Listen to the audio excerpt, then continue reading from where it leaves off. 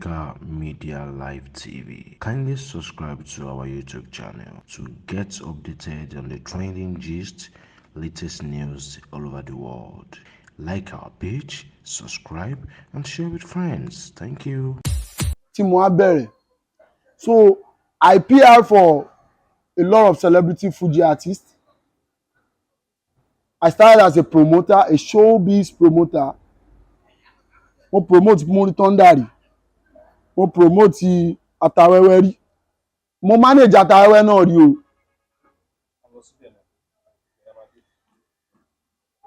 Then what's it called? Mo PR fún Thai currency. A lot of them tí mi ò lè dárúkọ, but Alhaji Abbas Akande Obesere, ibẹ̀ gangan ni mo ti meet as manager, tí mo ti mọ àwọn olówó.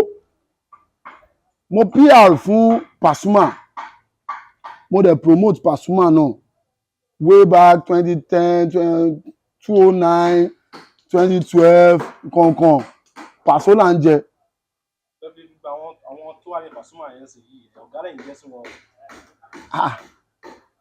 Ìgbà tán mú Ṣẹ̀yẹ dé mo wà ń bẹ̀. Nígbà tán mú Àléébá dé mo wà ń bẹ̀. Àléébá is now a big boy, ó ní ìyàwó sí Atlanta nsìn, ìyàwó ẹbí bèjì. So most wọn ìgbà yẹn gan ẹni tó jẹ́ PA ń sìn ṣe rí nígbà yẹn gan Mr. Deji Odunla, Jacuzzi was Alhaji Pasuma's PA back then. Nígbà tí mo sọ Dìjàvù ò tí di PA máa mo táàmì ẹni dáàdì Dìjàvù kú tí mo ti wà pẹ̀lú Alhaji Wasala Pasuma, but by the special grace of God everybody ń dàgbà sí, everybody náà ń ṣògo sí. Ó tó di pé mo gbà tí mo kó lọ́dọ̀ Alhaji Atawewe mo ṣẹ̀ wá bọ́ sọ́dọ̀ Alhaji Abbas Akande Obesere. Ṣé wá rí bí Alhaji Buhari adé ọlọ́tọ̀ káwọn ńlá wọn kó lọ jẹ́ mọ́ rẹ̀ wọ́n ṣe burú tó tán máa rí mi wọ́n lè kanra mọ́ mi. So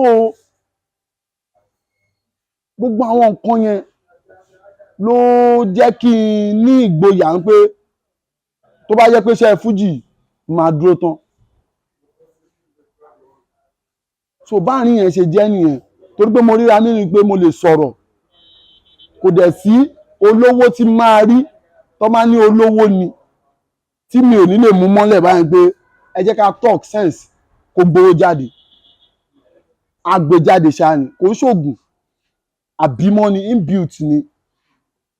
I have the capability of pitching a business pitch, a business discussion with people, and tó dẹ̀ máa yield well, mo ní Ọlọ́run fún mi.